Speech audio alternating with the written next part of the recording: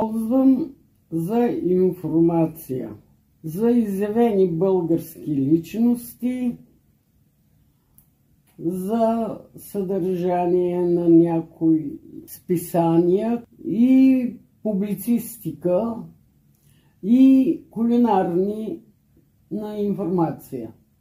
Кулинарната част във Фейсбук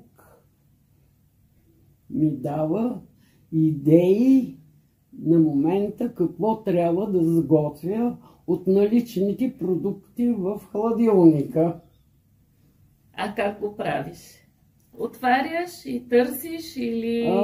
Да, търся и чета, и което ми на момента хареса, и имам продукти, макар 70% от необходимите,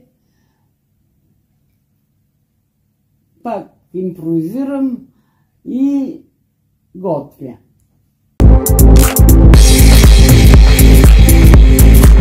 Фейсбук, когато ползвам, съм удовлетворена от това, че получавам информация, която от другаде няма откъде да я получа.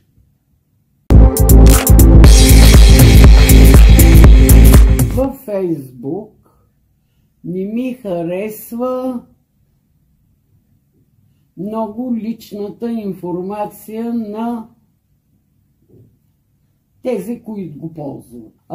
Ми харесват статии, информация, публицистика, която другаде не мога да я срещна.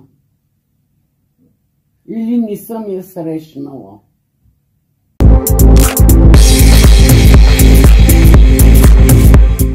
Източник на богата информация.